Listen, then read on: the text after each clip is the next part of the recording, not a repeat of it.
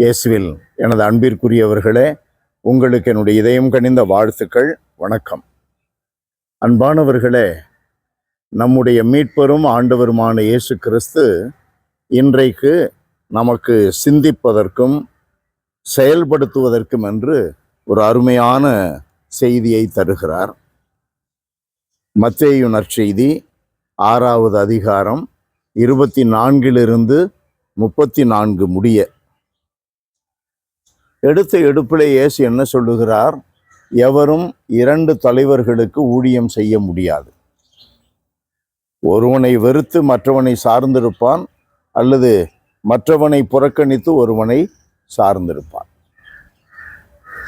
கடவுளுக்கும் செல்வத்துக்கும் ஒருவர் ஊழியம் செய்ய முடியாது.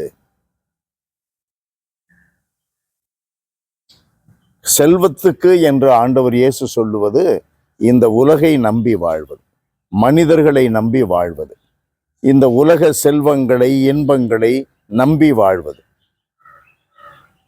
எதை உடுப்பது, எதை உண்பது, எப்படி வாழ்வதென்றெல்லாம் கவலைப்பட்டு கொண்டிருப்பது, அதற்காகவே ஆளாய் பறப்பது, அதற்காக இந்த உலக நியதிகளை எல்லாம் கடைபிடித்து கடவுளுடைய நியதிகளை மறுப்பது, அதை ஓரம் கட்டுவது. ஆனால் அந்த கடவுளுடைய மதிப்பீடுகளின்படி நடப்பது போல பல பக்தி முயற்சிகள், பல யாத்திரைகள், பல காரியங்களை செய்து கடவுள் நம்பிக்கையாளர்கள் போல இருப்பது. அப்படி அல்ல. இயேசு சொல்லுகிறார், கடவுளுடைய அரசை முதலிலே தேடுங்கள். முதலாக கடவுளுடைய அரசை தேடுங்கள். முதன்மையான முக்கியத்துவம் கடவுளுடைய அரசுக்கு, உண்மைக்கு, நீதிக்கு, அன்புக்கு, சமாதானத்திற்கு, சகோதரத்துவத்திற்கு, சமத்துவத்திற்கு. கடவுளை நம்புங்கள், கடவுளை சார்ந்து இருங்கள். அன்பானவர்களே, நிறைய வேளைகளிலே இதை நாம் சொல்லுகிற வேகத்திற்கு கடைபிடிக்க தவறிவிடுகிறோம். சொல்லுகிற வேகம் கடைபிடித்தாக வேண்டும். இல்லை என்றால் அது வெளி வேடமாகிவிடும். சப்தமிடும் தாளமும் ஆனேன் என்று பவுலடியார் சொல்லுவதை போல மாறிவிடும்.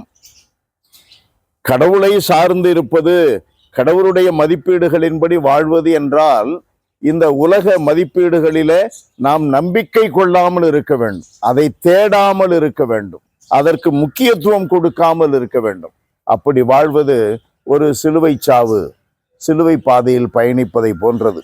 அதைத்தான் கடவுள் நமக்கு தெரிந்தெடுத்து கொடுத்திருக்கிறார். அந்த பாதை நடப்பதற்குத்தான் கடவுள் நம்மை அழைத்திருக்கிறார்.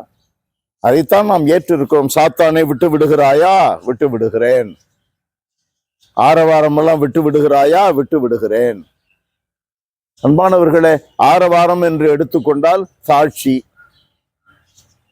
சாட்சி உதாரணமாக அங்கங்க கட் அவுட் போட்டு பயங்கர தேர்ல ஏறி தொப்பி போட்டுக்கிட்டு பூந்தொப்பி போட்டுக்கிட்டு அப்படியே வரவழைக்கிறது, அப்படியே வர்றது, அதுல பெருமை கொள்வது, அவைகள் எல்லாம் என்ன? சாத்தானுடைய ஆரவாரம். செல்வத்தை சார்ந்திருப்பது. கடவுளை சார்ந்தால் இயேசுவை போல சிலுவை சாவு, சிலுவை சுமப்பது, தன்னை மறுப்பது, சிலுவையை சுமப்பது, ஒரு கன்னத்தில் அறைந்தால் கூட மறுகணத்தை காட்டுவது மிக கடினம். அதுதான் நமக்கு நிலையான வாழ்வை தருவது.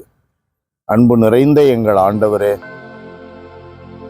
ஆழம் தெரிந்தே காலை வைத்திருக்கிறோம் என்றதை நாங்கள் உணர்ந்து சிலுவை சுமந்து செல்ல வேண்டும், எங்களை மறுக்க வேண்டும், உம்மை பின்பற்ற வேண்டும் என்பதை நாங்கள் கண்முன் கொண்டு எப்பொழுதும் நிலைவாழ்வை நோக்கி, இலக்கை நோக்கி பயணிக்க எங்களுக்கு அருள்தார். இயேசுவின் நாமத்தில் ஜெபிக்கிறோம் பிதாவே. ஆமென், ஆமென்.